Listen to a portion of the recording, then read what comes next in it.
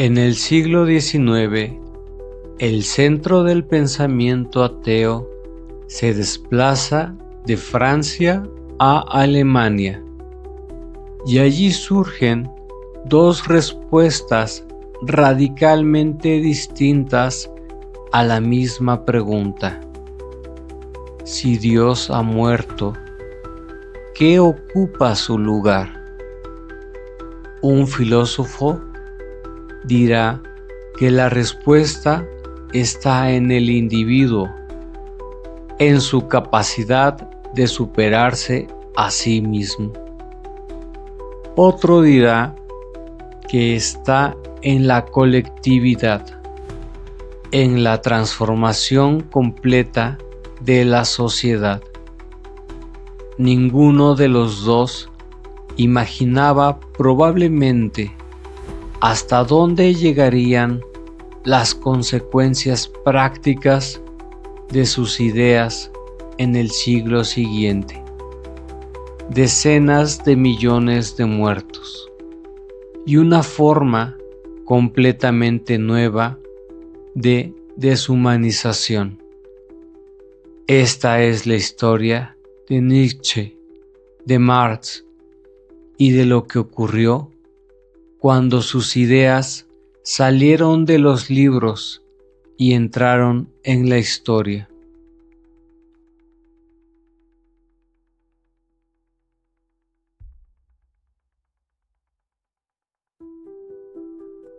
Durante el siglo XIX, los principales teóricos del ateísmo dejan de ser franceses, como Holbach o los enciclopedistas, y pasan a ser alemanes.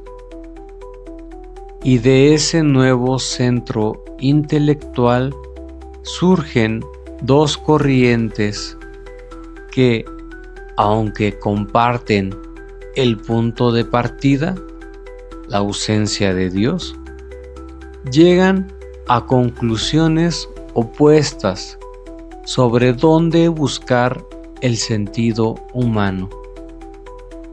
Por un lado, Nietzsche se sitúa el valor del hombre en el individuo.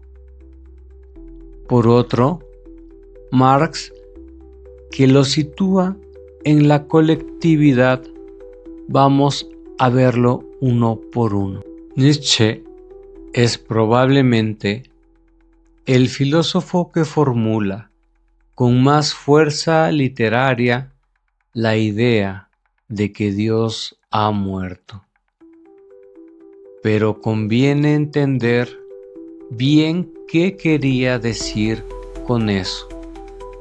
No es una afirmación biológica, sino cultural. Lo que Nietzsche constata es que la civilización occidental ha dejado de necesitar y de creer realmente en el fundamento religioso que sostenía toda su moral, su arte y su sentido de la vida. Y aquí Nietzsche intenta sustituir esa imagen de Dios por un nuevo ideal, el superhombre. En el prólogo de Así habló Zaratustra, publicado entre 1883 y 1885, lo formula así: Yo os enseño el superhombre. El hombre es algo que debe ser superado. ¿Qué habéis hecho para superarlo? El hombre es el sentido de la tierra. Diga vuestra voluntad, sea el superhombre el sentido de la tierra. Es una propuesta de autosuperación radical. Sin Dios, el ser humano debe convertirse él mismo en la fuente de sus propios valores. Pero aquí hay algo que suele pasar por alto y que resulta crucial.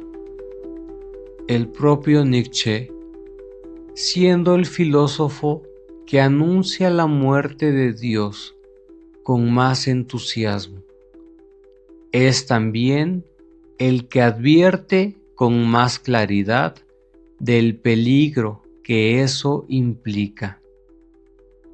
Si se elimina el fundamento trascendente que sostenía la moral y el sentido de la vida occidental, la cultura corre el riesgo de precipitarse en el nihilismo, la pérdida de todo sentido, de todo valor objetivo. Nietzsche defendió el ateísmo como una forma de liberación. Creía que el ateísmo permitía al individuo tomar el control de su vida y crear su propia moralidad, debido a su famosa afirmación de que Dios ha muerto. Indica su crítica a la religión y su búsqueda de un nuevo sentido de la vida. Argumentó que la religión había perdido su relevancia en la sociedad moderna y que la humanidad debía encontrar su propio significado y propósito, promoviendo la autosuperación y la autocreación como fundamentos de la vida. Marx parte de un diagnóstico completamente distinto. Para él, el valor del hombre no reside en el individuo, al que considera limitado por naturaleza y por sus condiciones materiales, sino en la colectividad. No se trata de mejorar al individuo aisladamente, sino de transformar la estructura misma de la sociedad, que a su vez moldeará a un nuevo tipo de ser humano. En este esquema, la religión ocupa un lugar muy concreto. Es un obstáculo. En su contribución a la crítica de la filosofía del derecho de Hegel, en 1843, Marx escribe una de las frases más citadas y más recortadas de la historia del pensamiento. La religión es el suspiro de la criatura oprimida, el corazón de un mundo sin corazón, así como es el espíritu de una situación carente de espíritu, es el opio del pueblo. Fíjate que la frase completa es bastante más matizada que el eslogan reducido con el que solemos recordarla. Marx no describe la religión solo como un engaño cínico, sino casi como un analgésico comprensible ante el sufrimiento real. Pero su conclusión política es clara. Esa religión debe ser superada y reemplazada por un sistema comunista que elimine las condiciones materiales de opresión que, según él, la hacen necesaria. Así, ambos pensadores intentan llenar el vacío que deja la ausencia de Dios, aunque por caminos opuestos. Nietzsche apuesta por la sublimación del individuo, Marx por la construcción de una sociedad utópica. Y hay algo revelador en esta coincidencia. En los dos casos se reconoce, aunque sea implícitamente, que el ser humano necesita algo superior a sí mismo para no hundirse en la mediocridad. Ni Nietzsche ni Marx proponen simplemente vivir sin más. Ambos exigen una trascendencia sustitutoria, ya sea individual o colectiva.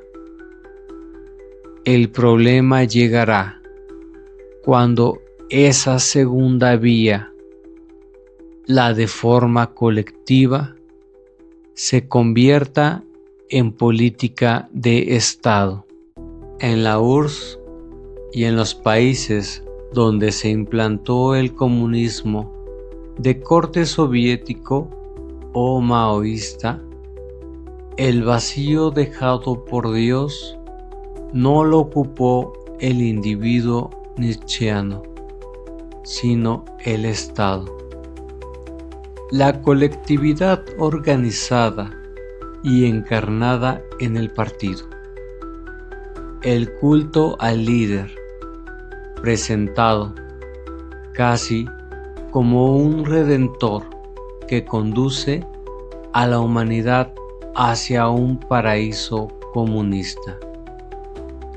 Convirtió cualquier discrepancia ideológica en una forma de herejía.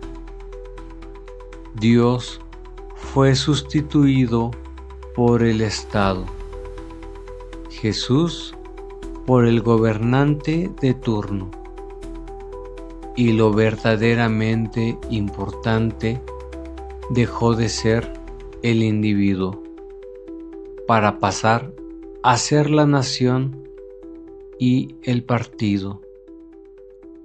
El filósofo ruso Nikolai Berdyaev, cristiano ortodoxo, exiliado de la Unión Soviética en 1922, lo describió con precisión clínica en su obra El cristianismo y la lucha de clases, de 1931.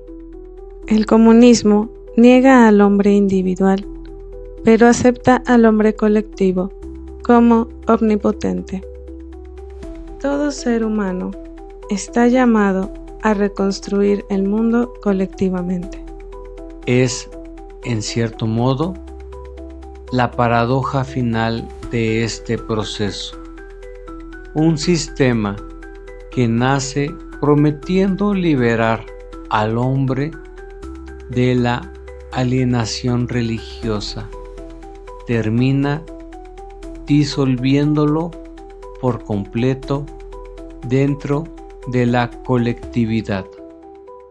Esta cosificación del ser humano, tratado ya no como individuo con valor intrínseco, sino como material al servicio de la colectividad, fue determinante en algunos de los episodios más catastróficos del siglo XX.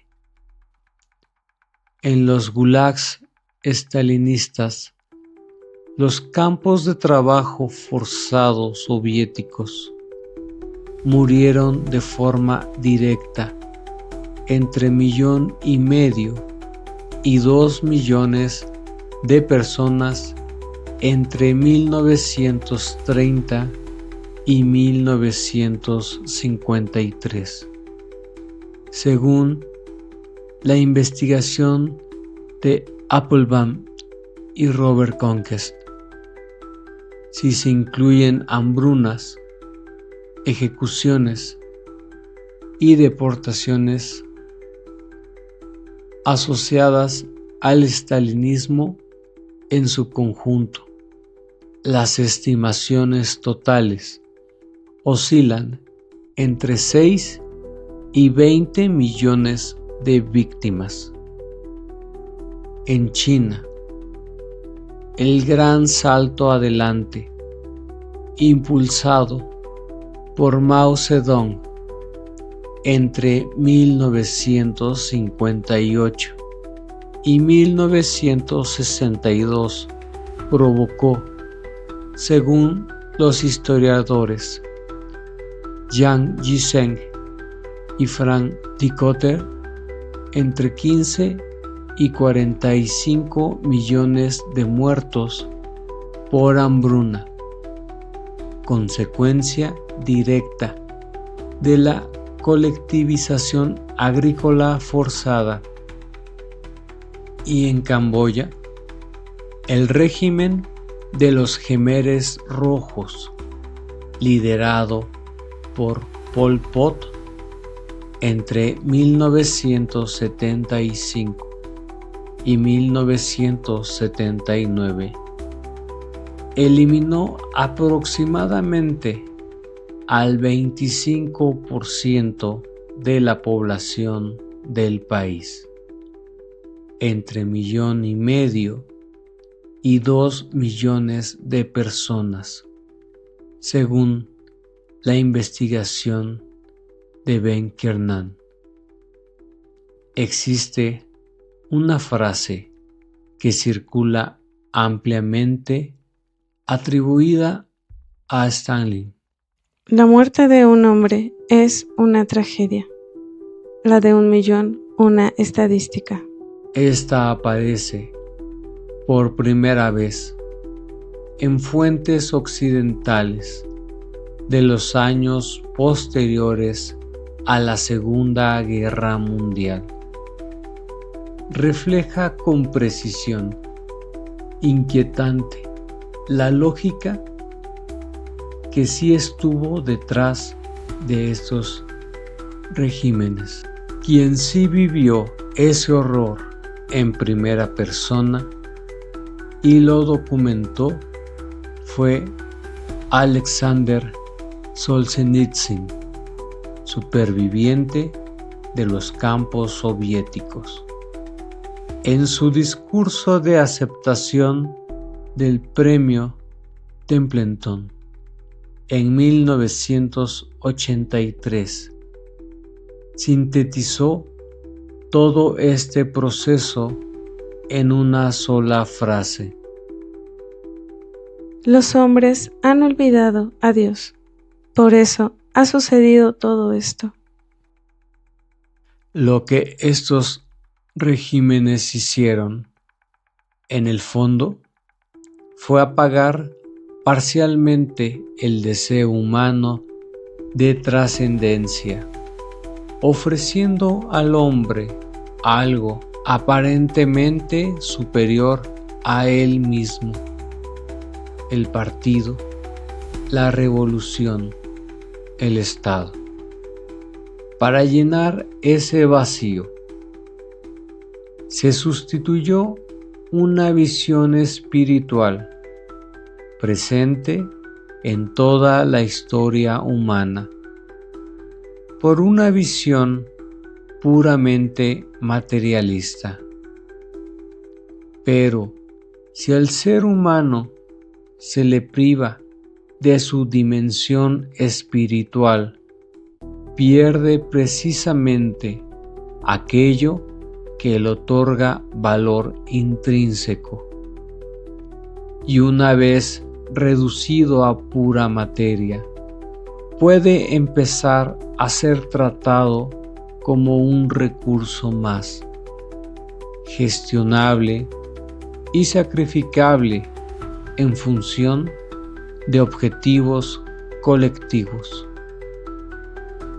El Eclesiastés, escrito muchos siglos antes de todo esto, ya apuntaba a esa misma intuición sobre los límites de las obras puramente humanas. Del libro de Eclesiastés, capítulo 1, versículos 14 y 15. He visto todo cuanto se hace bajo el sol, y he aquí que todo es vanidad y correr tras el viento. Lo torcido no puede enderezarse, y es imposible contar las cosas que faltan. Incluso el arte y la filosofía, con contadas excepciones que tocan principios verdaderamente fundamentales, tienden a ser engullidos por el paso del tiempo. En Occidente, donde las ideas comunistas no llegaron a imponerse políticamente, el camino que sí ha prosperado es, en buena medida, el otro, el ideal del superhombre nietzscheano, adaptado a la vida cotidiana.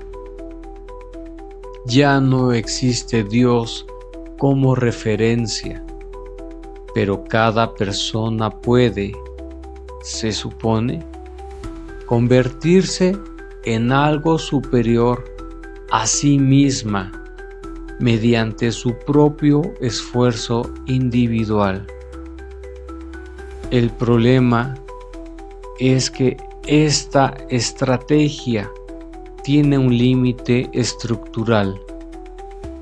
El ser humano es finito y su tiempo está contado.